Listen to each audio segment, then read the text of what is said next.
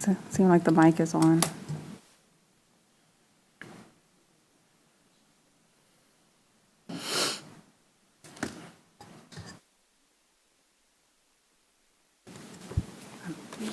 Okay, thank you. Good morning, everyone.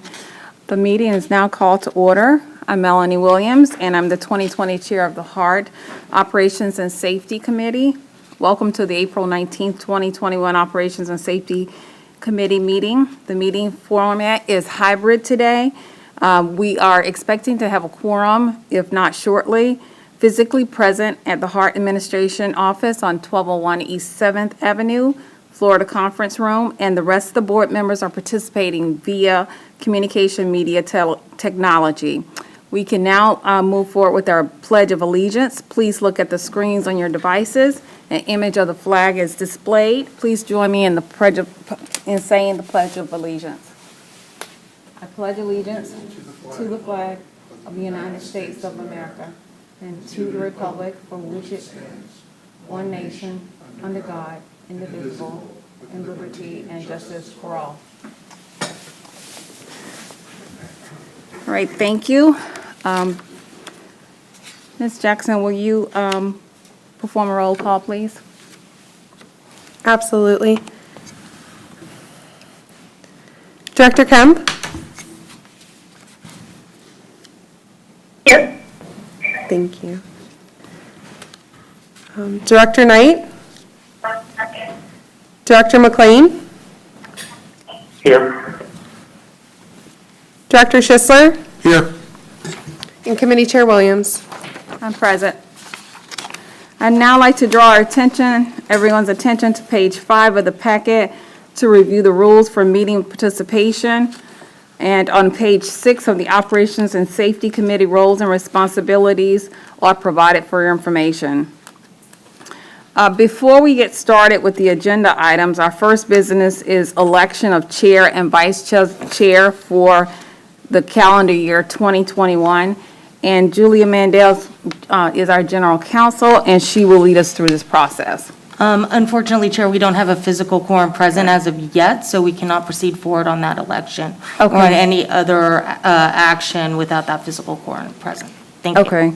So should we recommend to circle back to this once we receive a quorum, if that were to take place? Yes, I would recommend that we go ahead and hold on that item and any other action items until that time, although I know you also have some presentations as well. So we'll go ahead and proceed forward with, you can go ahead and proceed forward with the presentations. Okay, thank you. So just to note the records, we will move beyond the approval of the minutes for several sessions that were held, and we will circle back to that once we receive a quorum, if that were to take place.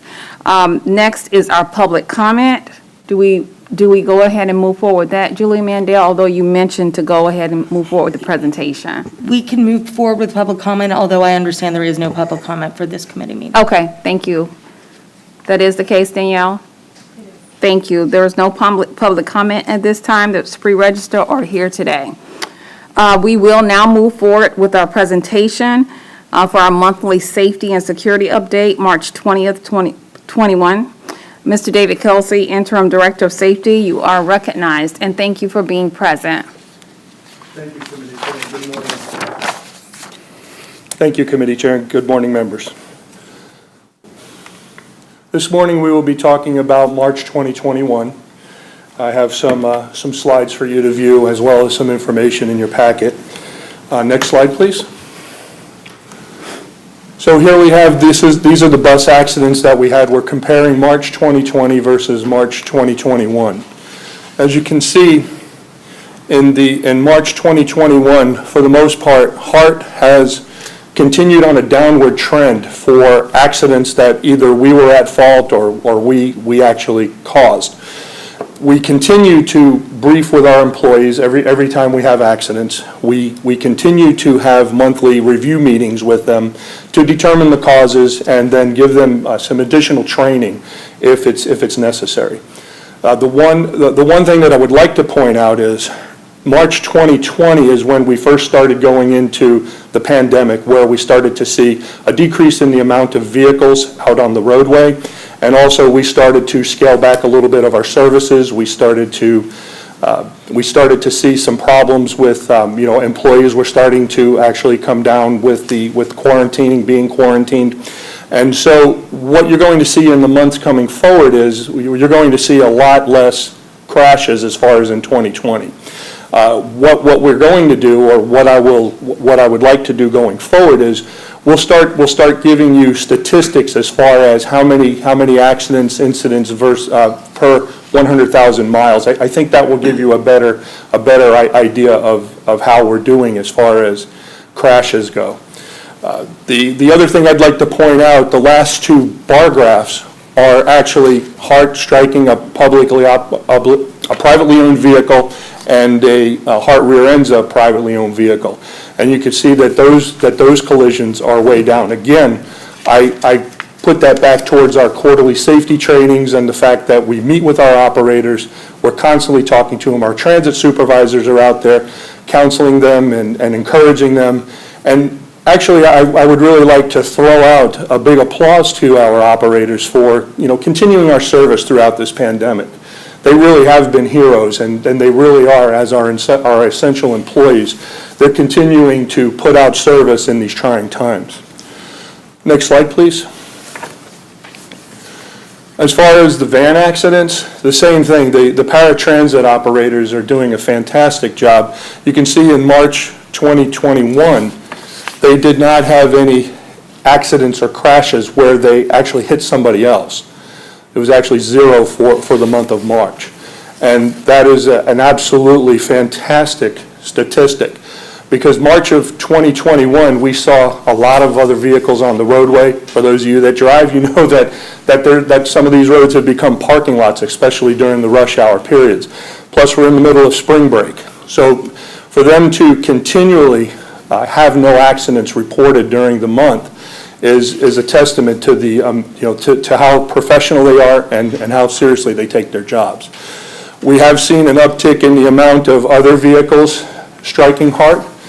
It's an unfortunate part of the spring break. We see this every year, and it's basically people are distracted, people are not paying attention, and they actually hit our vehicles because they're not really watching what they're doing. So again, March 2021 was a very good month for our van operations. Next slide, please. So we did have some other safety activities that we took care of in March of 2021. The Joint Health and Safety Committee meeting was on March the 9th. A couple of things that came out of that meeting. We did address fixed object accident refresher training. That's always a problem. We have our buses are 8.5 feet wide. In some places, the lanes of traffic are only about 10 feet wide, which basically gives you about 9 inches on either side of the bus. Plus, you have mirrors that stick out, and you have poles that are put right up on the curbs. We're working with the city and county to try and get those moved. One of the things that we have done is we had some bus sign strikes. In other words, the bus stop signs, they were twisted around where the flag, what we call the flag, was facing out into traffic. So we've had our route maintenance folks actually turn them around and put them facing in towards the sidewalk. So we're actually seeing a decrease in the amount of bus stop sign strikes. However, we can't move telephone poles, power poles, or anything like that. So we put out notices to our operators to be aware of routes that we know that there are problems. Plus, we have all the construction going on. So in the meantime, we have seen a decrease over the amount of fixed object strikes as far as year to date, and we'll continue working towards that. Traffic signal concerns, the operators had brought up some traffic signal concerns where there's intersections where they have to make a left turn, but there's no left turn arrow. So we're concentrating on working with the city and county to make sure that we get these left turn arrows, or we'll have to revisit moving the bus route to a different location. And then finally, employee responsibility in regards to CDC, the mask directive from the CDC and the presidential directive. We're continually working with our operators. Our major concern is to keep them safe. And by ensuring that they wear their mask, they stay socially distant, they wash their hands, they use the sanitizers that we give them, we're trying to keep the amount of COVID cases down within our organization. And that right now seems to be the case, because bus operators by and large haven't been catching or quarantining. There have been a few, but you have to understand we have over 400 operators in this organization, and it's the biggest single group of employees that we have. And it's running at less than 10% have actually either caught it or quarantined. So the important thing is to make sure that they're following that directive. It's not because we're trying to be punitive, it's because we're trying to keep them safe. And to that end, we're also having our supervisors and security staff out in the field instructing passengers and people that are using our facilities to also follow the directive. The last thing that I actually had a conversation with the TSA, the Transportation Security Administration, agents that actually monitor this for the federal government. They actually said that they are seeing compliance almost at the 100% level at our transit facilities. They make periodic checks, and then they'll call in and let us know how we're doing. At the beginning, they were having a lot of concerns because they saw transit supervisors, security officers not masking up, and then they saw customers not masking up and nobody asking them to comply. But in the last month, they said that they've basically seen 100% compliance on everybody, and there aren't any issues at the transit centers, which is really it's pleasing to me as the safety and security interim director, because it sees that people are now taking this seriously. And then finally, we have operator quarterly safety training going on for the COVID-19, because this is going to be ongoing for a while. If you've seen the latest directives, they're talking about we probably might be even in masks until the end of this year. That's fine, whatever we need to do to keep safe. The important thing is that in our quarterly safety trainings, we emphasize this is for your safety. Just wear it, be safe, keep yourself from getting this thing, and then you won't have to worry about anything else. And it's been a positive experience. And then finally, post-event training. We continue to have post-event training. It's important for us that when something happens, especially something that could be catastrophic, is to meet with employees. In the package that we gave you on page 62, we actually included an incident analysis, which you can read at your leisure. But the important thing to understand is that when anything happens, when there's a physical confrontation or some threat to the operator, we bring them in, we talk to them, we send them for EAP counseling if it's necessary. It's important for them to understand that we do care, we are supportive of them, and we're going to do everything that we can to make sure that they get through whatever it is that they're going through. Next slide, please. And at this time, I'll take any questions. Thank you, Mr. Kelsey. I do see Director McLean's hand is raised. You are recognized. Thank you, Madam Chair.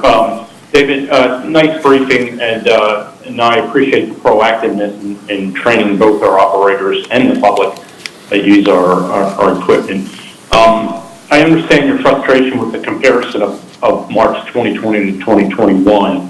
And I do agree that it's probably a better measurement of the 100,000 miles, as you mentioned. My question, though, is do you have March 2019 data that you can share with us either now or just shoot an email out?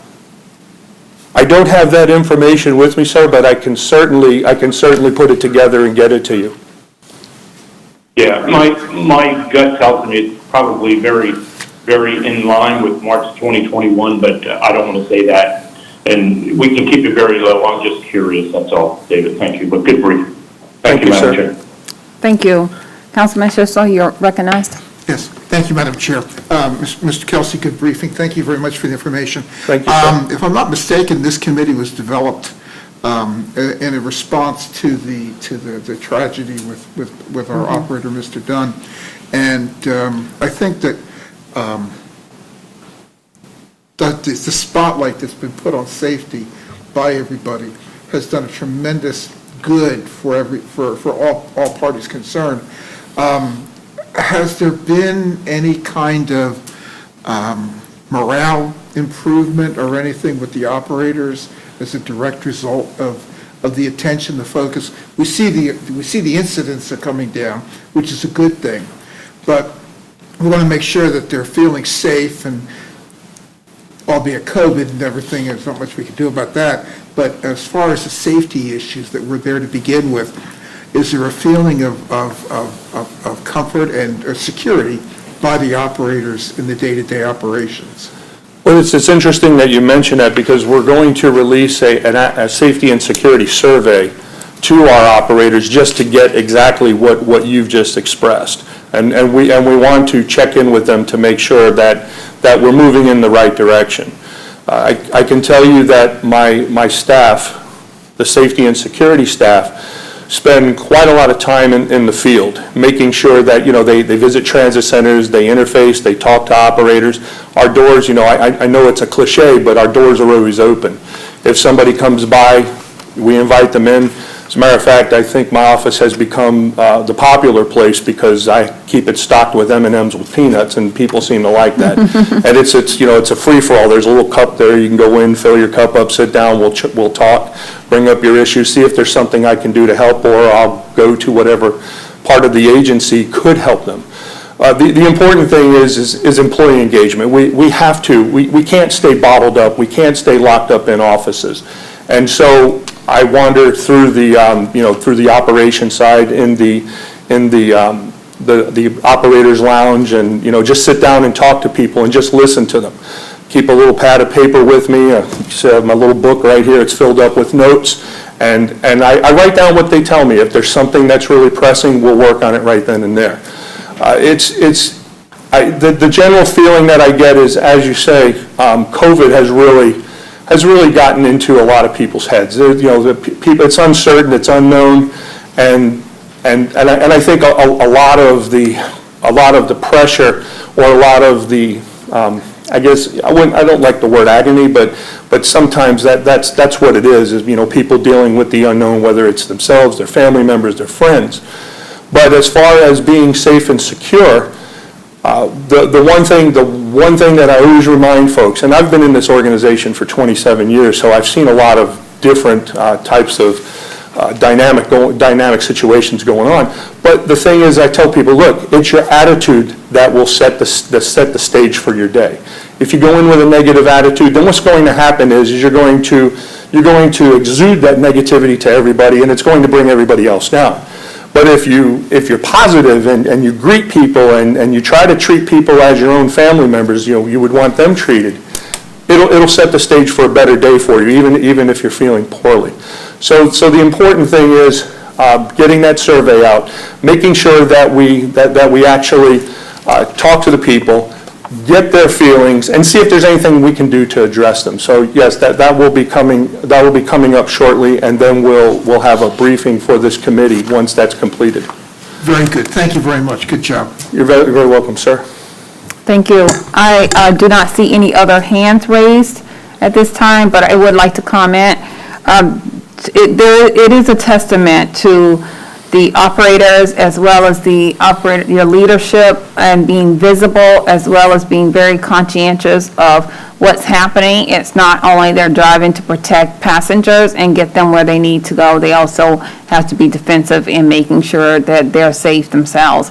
So I wanted to commend that. 0 incidents in March 2021 in any environment is phenomenal.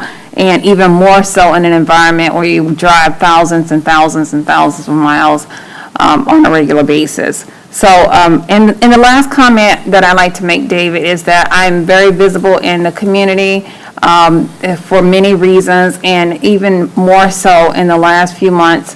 And it's given me an opportunity to see the drivers. And I wanted to commend that they are always face masks. They wear them.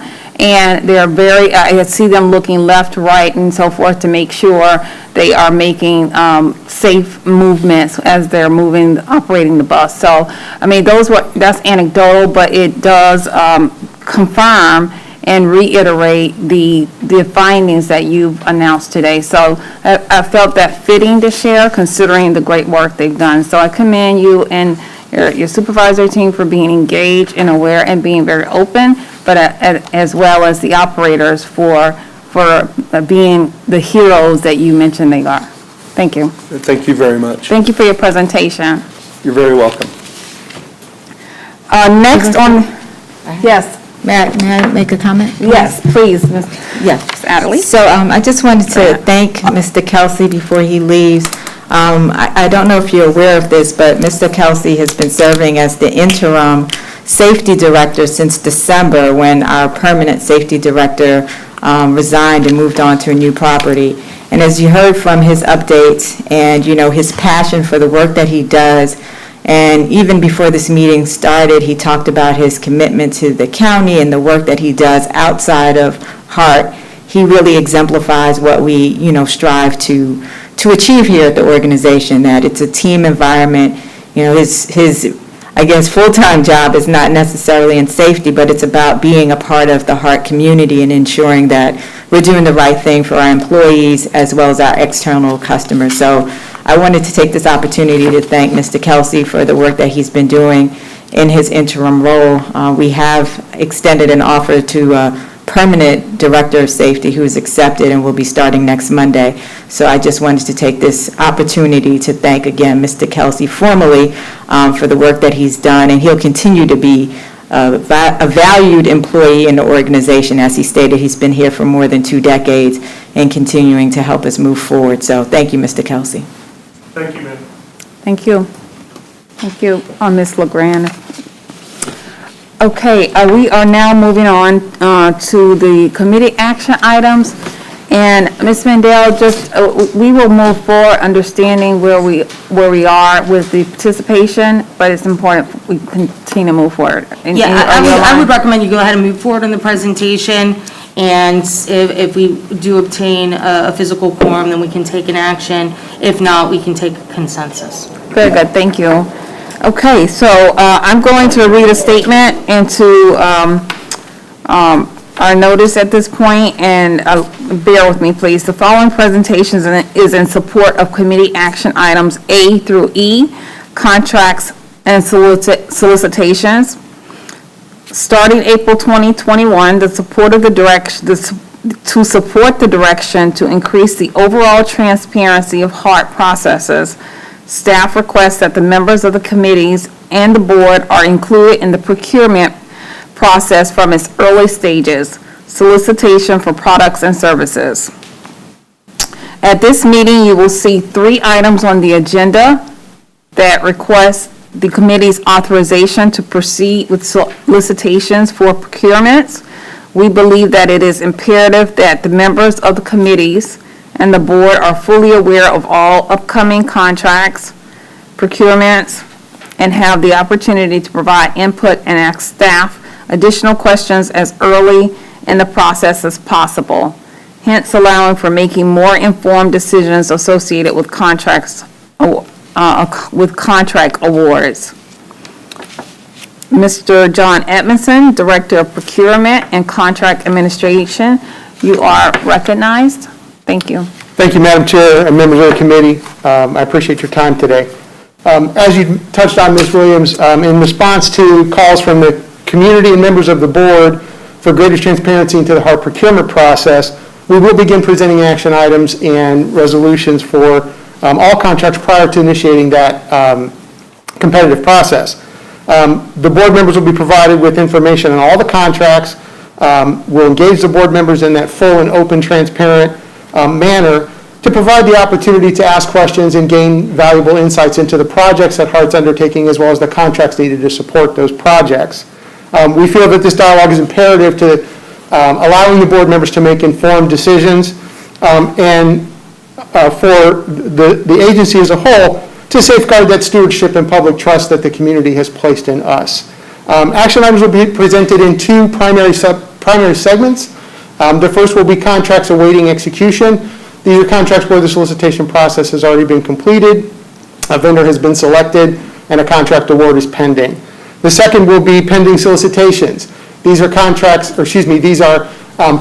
that have been vetted for solicitation. They're ready for the competitive marketplace, and we want to allow the committee and board members the opportunity to review those projects and weigh in with their input if necessary. Future presentations will evolve as this process goes forward. We expect to include information that board members have requested, to perhaps streamline the summaries of low-risk projects, and of course to present broader information on those projects were strategic and high-profile items. So without any additional questions, I'll go ahead and move forward.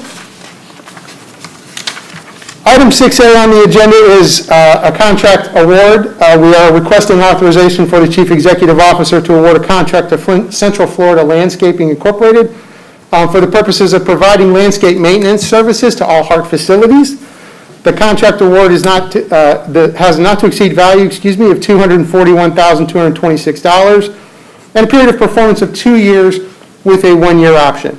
Now, at any point in time, if there are questions that the board members would like to ask about these individual items, they're free to interrupt me. However, at the end of each individual segment, we have some additional information available if board members are interested. The next item, 6B, is requesting authorization for the Chief Executive Officer to award a contract for construction to American Construction Services in the amount of $41,859. That is for the construction of a bus stop, shelter, and landing pads at the east and west side of 22nd Street and Henry Avenue. The total award, as I said, is $41,859. Are there any questions pending currently for the contract awards that we've presented? I show one hand raised, and Commissioner Kemp, you are recognized. Thank you. I just want to know what stops are landscaped, or what places, or what facilities are landscaped. Commissioner Kemp, I do not have that list here in front of me, but it is all HART facilities at the 21st Avenue, Ybor, all of our transit centers. Dale, can you come up and help me out here? You may have Dale Smith is with us. He's the contract owner for that service, and he may be able to provide some additional information. Good morning, Dale Smith, Manager of Facilities. We have 14 locations that we currently have landscaping maintenance at. That's mowing, edging, trimming of trees. The buses are pretty tall, so the landscaper is required to keep the tree limbs limbed up so that the buses won't strike anything and create damage for our body shop. So we have 14 total locations. Okay, that's helpful. Thank you. Okay? Councilmember Schussler, you are recognized. Yes, thank you. These are budgeted. That's correct, sir. Okay. And this is an annual number? No, sir, that's a total contract value, so it's for the entire period of Okay, performance. thank you. Thank you. Okay, moving on then. We will now present the items that are pending solicitations. These are projects that we are ready to go into the competitive marketplace with. Item 6C is authorizing staff to proceed with a solicitation and resulting contract award for the procurement of roll-up garage doors needed to replace the roll-up garage doors currently that are not quite operating at optimal capacity on our heavy maintenance and preventive maintenance facility. The total not to exceed anticipated award for that project is approximately $57,000. We will go ahead and, pending board approval, complete that process and then make an award, provided that the award is not in excess of the anticipated dollar values. Item 6D is authorizing staff to proceed with a solicitation for the procurement of a vendor contract for sidewalk improvement repairs at the University Area Transit Center. The University Transit Center currently has several stops along the street side of the transit center that do not allow for safe boarding and alighting of passengers and are not currently up to ADA compliant standards.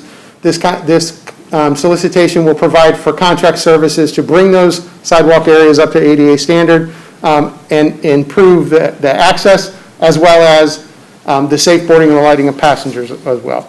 And again, each one of these items has specific materials that can be presented by the contract owners who are also in attendance today if you have any questions. Mr. Edmondson? Yes, ma'am. Councilman Schussler has his hand raised. Okay. Okay. Let's see. And then finally, action item 6E is for authorizing staff to proceed with the solicitation for a vendor contract to provide bus stop shelters. In this particular project, I'm actually going to ask Mr. Dwayne Brown to come up and present some information about our shelter program. The contract that we are currently going to be soliciting for will be for the provision of the the bus shelter design and installation of a series of shelters throughout the service area. Mr. Brown has some additional information on that.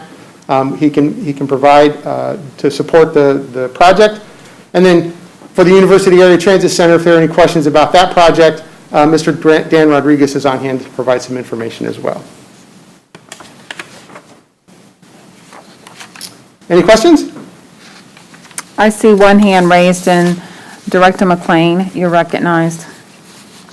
Thank you, Madam Chair. John, good briefing, and for one, I kind of like this kind of presentation right in front of you.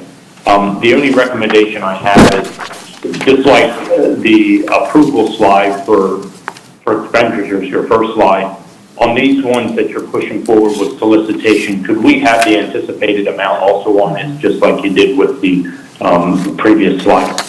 Yes, sir. I'll make that adjustment for the next presentation. Yes, that way we keep it uniform, if you will, and they can just Yes, sir. collaborate. So, thank you. Thank you, Madam Chair. Thank you, Director McLean. And to that point, if you have that available today, 6C and 6D, please incorporate that into your response. Okay, Yes, Commissioner- ma'am. Thank you. Commissioner Kemp, you are recognized. Thank you. Did you say that you were going to do a more extensive presentation on the provision of the bus stop shelters? Mr. Dwayne Brown is on hand here physically to provide that information if it's requested by any of the committee members. Well, I'd like to request Yes, ma'am. further information, whatever he was going to give us. Yes, ma'am. Commissioner Kemp, that is 6E, and they are transitioning at this point from the podium back to the audience. And so, Mr. Dwayne Brown, you are recognized for the next action item. Good morning, Madam Chair. Good morning, members. My name is Dwayne Brown. I'm the Basic Transit Infrastructure Program Manager over here at HART, and I represent the Project Management Office, and I will be presenting a background brief for shelter solicitation. Next slide, please. Currently, HART has, HART shelter inventory is reaching the end of its life cycle. We have around 650 active shelters, of which 350 shelters are close to or have surpassed their 10-year useful life. Furthermore, our system has over 10 different types of shelters, as you can see here on the screen. We currently have no new shelters or replacement part for existing shelters. We also have no vendors under contract to provide shelters or parts. These challenges make it difficult for us to maintain our shelter program, and for these reasons, it is imperative that we replace our aging stock with new shelters, with the new shelter style that will allow us to standardize shelters across the system and better maintain them. Next slide, please. I will start by giving you some background information on our requirements. In the fall of 2019, the Project Management Office was tasked to formulate ideas on how the best way to revamp our shelter program. We formed a working group consisting of maintenance, facilities, planning, marketing, IT, and PMO divisions.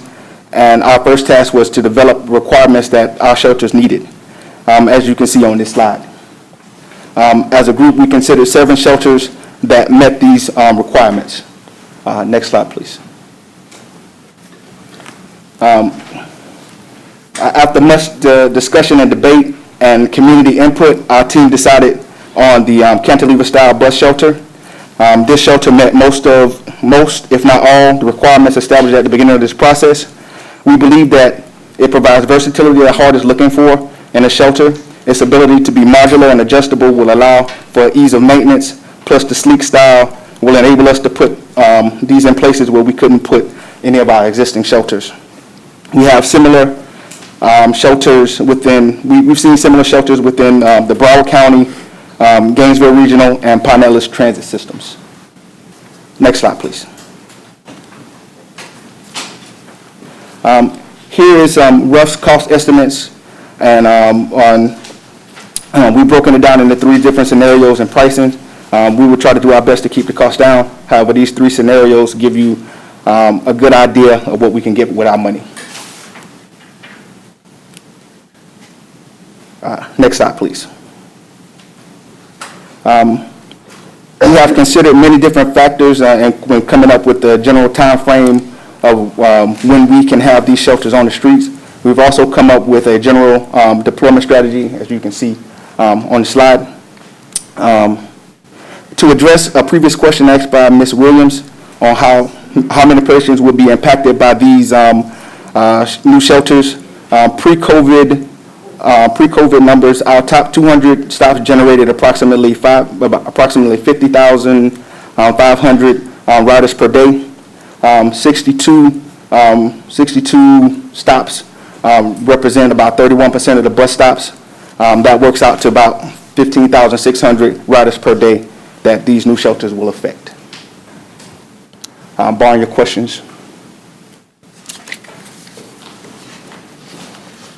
Thank you very much. Thanks for incorporating the questions that were asked.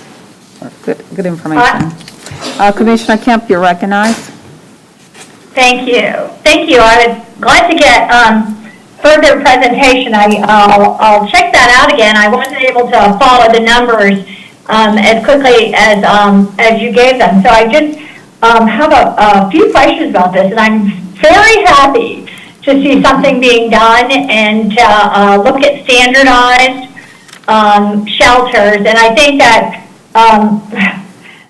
the shelters that we've had in the past have not been, I mean, they just don't, they're not as attractive and as functional as I would have hoped.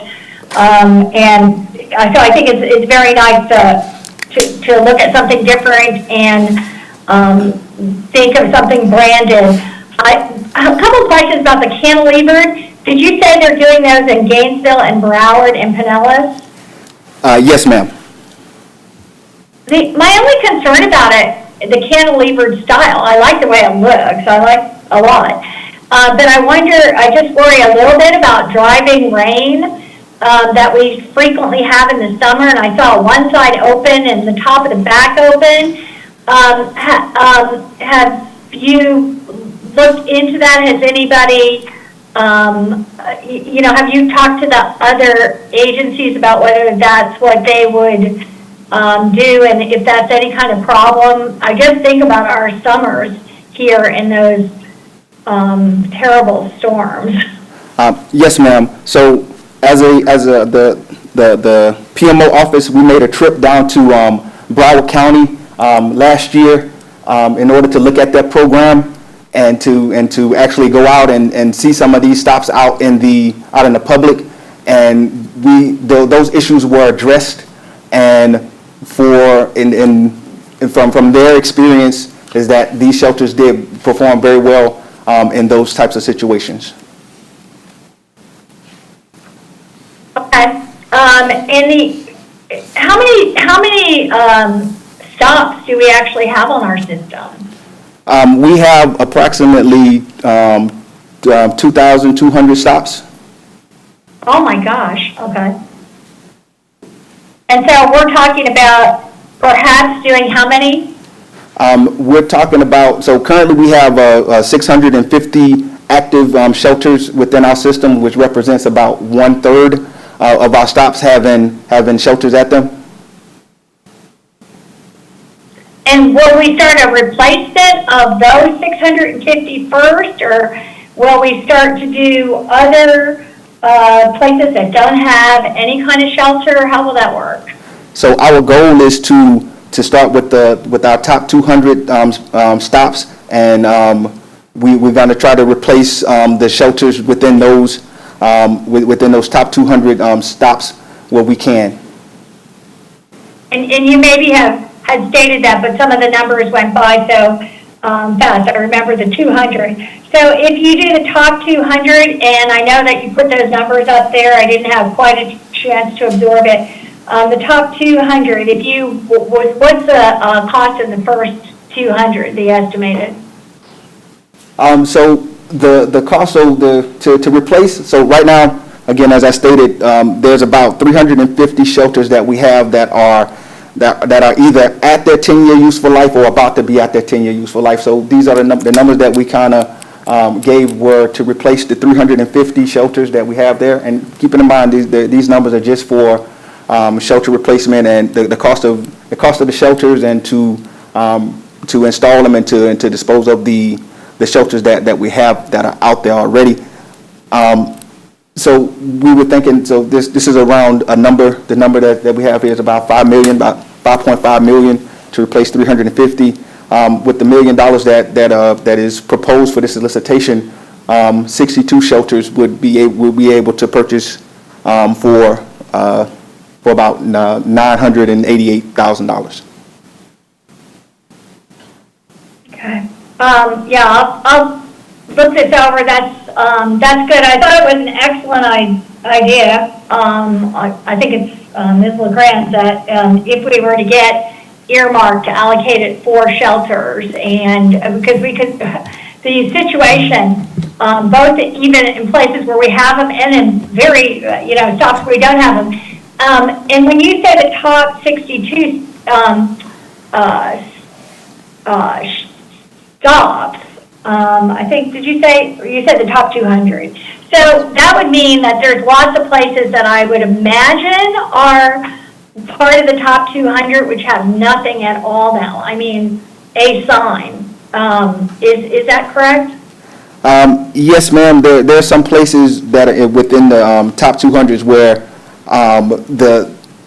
the actual the spacing that we have at those stops will not allow for us to put our existing shelter there.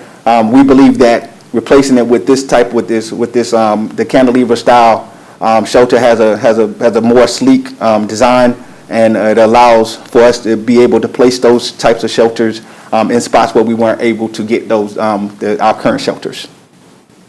And I'm imagining at this stage we're not looking, because there are some places, and this is one of those problems that I've had and I brought up at our MPO, when we've talked to the city, in the county as well. Just the county, it's not as bad, but in the city, it's very bad, where you really couldn't even put anything on the narrow sidewalk. There's utterly no right of way, but we're not dealing with that quite yet, correct? No, ma'am. We're not dealing with those right of way issues right now. It's just it is for now. We are working. We're going to be trying to get the first 62 shelters into spots that already have either a shelter pad or is able to be brought up to standard very quickly. I think this is just excellent, and I'll just say, I don't know the other things we're going through, but one of the issues, and I saw the landscaping was great, and this would be excellent. And one of the issues, and this is not apropos of this conversation, but a problem that we do have, I think, seems to be the maintenance. I do not know, how frequent or about the maintenance of the shelters, or what kind of contract we have, or how quickly they get run down. But I just, we have a lot of shelters where the trash is overflowing and it's on the ground, and it's even behind the shelter. And so I realize that this doesn't have to do with this, but I just wanted to bring that up as a concern at this time, because it does impact, of course, even the shelters that we have. Yes, ma'am. We have a very good maintenance crew who go out to the shelters very frequently. They're out there every day, and while we're out there in the field and we are going to our different project sites, if we see something, we definitely say something and try to get those sites picked up as quickly as possible. So we have a private contractor that does maintenance at the sites, not our own staff. That's what I assumed, right? So that's what you're saying? So some of our shelters are maintained by our contractor, by Insight Media, and they at those sites they go out and they do maintenance and they perform the cleanup there. And then the sites of the shelters that belong to HART, maintenance goes out and performs maintenance at those. Okay, thanks for that. Thank you. Are there any other questions at this time? I don't see any other hands raised. Director Knight, you're recognized. Good morning, and Good morning. great presentation. I was looking at with all the other things that are going on, those numbers, even with the 5 million and the others, maybe more of a scale back and use some funding in other areas for right now. Madam Chair, we can't hear Director Knight. Right. Can you hear me? Lena's, your microphone might be. Hello? Are you able to hear? They can hear now. Thank you. Yeah. Can you consider maybe with those numbers? I understand like the 450 and the other one, but that 5 million are less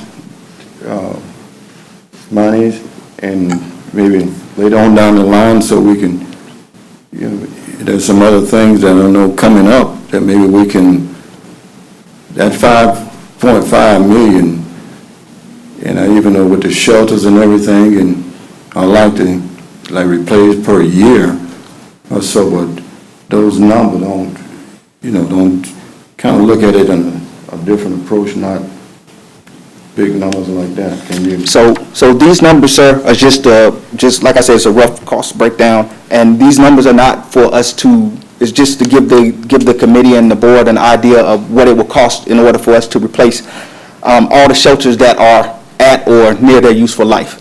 That's just what those numbers are there to suggest. We were given in our budget $1 million for a solicitation, and those are the numbers that we are using. So it's not the 5 million. It's just we want to show you.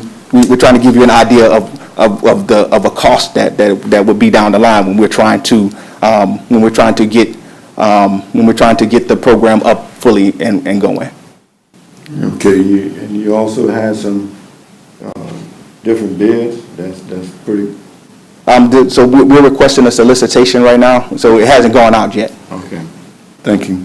Thank you. Councilman Schussler, you're recognized. Thank you, Madam Chair. Quite curious question. What is the plan going forward? How many a year do you hope to accomplish? And is it in the current budget and the current 5-year projection? What's your plan on this replacement schedule? So our replacement schedule is going to be based upon the funding that we receive past this year. So if we are funded past this year, then we're going to replace as many as that funding allows. Well, how many do we have in the plan thus far? So in the plan thus far, we have the 62 that we have budgeted out for, as you can see here, for the $1 million that we have been given. So we are planning on using that $1 million to purchase approximately 62. But again, once the solicitations come back, we'll have a better understanding of what the actual costs are. Okay, but your capital plan for this year, it's almost over, but existing capital plan has a replacement for 62 bus stops in it, right? 62 shelters for currently Sorry, $1 million, sir. I'm Yes. sorry, misspoke, yes. Yes. Okay, and the ultimate goal is to do that kind of every year, depending upon what the cost of it is, obviously. Yes, sir. To keep it within the budget Yes, sir. constraints. And is that true? Yes, sir. Okay, good. Thank you very much. Thank you. Thank you. Mrs. LeGrand, you're recognized. Thank you. I just wanted to add, Director Schussler, we are also applying for an appropriation funding for our shelter and bus stop program. And we asked for in our letter $1.8 million. So if we are awarded that grant through appropriations, we'll have additional funds that can be used for the capital costs for the shelter replacement program. Also in the slide that Mr. Brown presented, we do show in the bottom, on the left side, the lower box, the cost to replace 30 shelters per year. So that's a little less than $500,000. So if we're able to find grant funding to allow us to incrementally make the improvements, that's going to be our approach. But I did want you to know that we have applied for, again, we don't know if we're going to get awarded, but we have applied and submitted our letter and application for our appropriation for $1.8 million for shelters. From whom? Sorry. From who? Oh, from Congresswoman Castor. So it'd be a federal grant. Thank you. I see no other hands raised at this time for, in regards to the solicitation for the procurement of vendor contract for the provision of bus stop shelters. With that, thank you, Mr. Brown, for your presentation and for your thorough response to the questions. You're welcome. Appreciate it. Chairwoman, if I could just make a statement for the record. Yes. Director Knight has come to the meeting and is physically present, and is in attendance physically present. So therefore, we do have a physical quorum, so we can proceed forward with taking an action on these items, as well as two other action items that we will need to take action on. Thank you. Thank you, Ms. Mandel. So at this time, is there a motion to recommend approval of the committee action items A through E to the full Board of Directors? So moved. Motion. Second. Commissioner Kemp? Schussler, second. Okay, Commissioner Kemp is first, and second by Commissioner Schussler. Excuse me, Councilmember Schussler. Staff, will we take the vote at this time, please? Absolutely. Dr. Kemp? Yes. Director Knight? Yes. Director McLean? Yes. Director Schisler? Yes. Committee Chair Williams? Yes. The motion passes unanimously. Thank you. Thank you. In response to having a physical quorum, at this time, we will go back to election of committee officers. And Julia Mandel, we will hand that over to you for facilitation. Thank you. Thank you. We need to elect both a chair and a vice chair for this committee. So I will accept nominations for chair of this committee, Operation and Safety Committee. I nominate Melanie Williams to continue in her role. Thank you. Are there any other nominations? Seeing that there are no other nominations, I'm going to close the nominations and request an action be taken to approve Director Williams as retaining her chairship of this committee. Yeah. Do you need it moved? Yes, I need that as a motion, please. Okay, so moved. Second. Second. Director Kemp? Yes. Director Knight? Yes. Director McLean? Yes. Director Schisler? Yes. Committee Chair Williams? Yes, Motion passes unanimously. thank you. Thank you. Now I will take nominations for the vice chair of the Operation and Safety Committee. I nominate Councilman nominate. Schussler. Second. Was that, so that was a nomination of Director Schisler? Yes. Is there any other nominations? Seeing no other nominations, I will seek a motion to approve Director Schisler as the vice chair of this committee. And a second, please. Motion.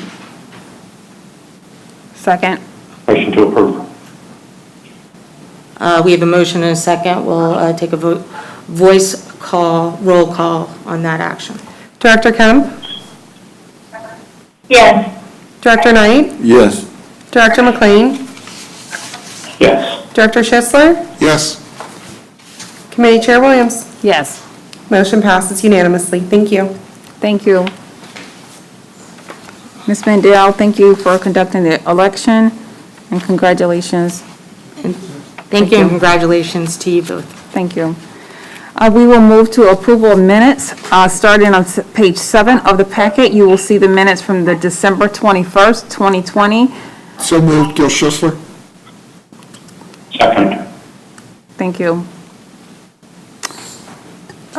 Director Kemp? Yes. Director Knight? Yes. Director McLean? Yes. Director Schisler? Yes. Committee Chair Williams? Yes. Motion passes unanimously. Thank you. Thank you. Just for clarification, do I need to mention the January 25th, 2021, February 15, 2021, and March 15, 2021 Operations and Safeties Committees hybrid meetings, that minutes need to be approved there as well? Are those minutes also on the agenda, or have we approved all those minutes? If that wasn't part of your motion, then go ahead and seek a motion to approval of all the the minutes from January until now. Thank you. So moved. Second. Second. Director Kemp? Yes. Director Knight? Yes. Director McLean? Yes. Director Schisler? Yes. Committee Chair Williams? Yes. Motion passes unanimously. Thank you. Thank you. Thank you.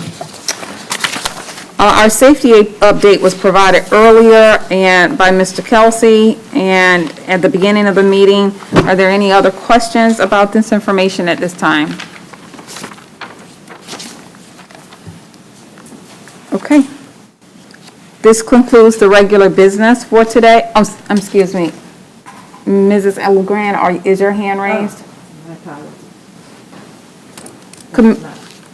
Commissioner Kemp, you are recognized. Yes, I'd just like to put on some new business and see if we can get an update and information. Talking about the bus shelters has inspired me a bit on this regard, with regards to maintenance of the bus shelters and whatever information about that and how it's done. And you know, I'd just like to understand more information about that. Thank you. I see Ms. LeGrand taking note of that action, and I assume you will follow up at a later time. Thank you. Just for clarification, old business, was there any other old business at this time? Commissioner Kemp started the conversation on new business. Is there any other new business? Hearing none, the meeting is adjourned. Thank you. Yes.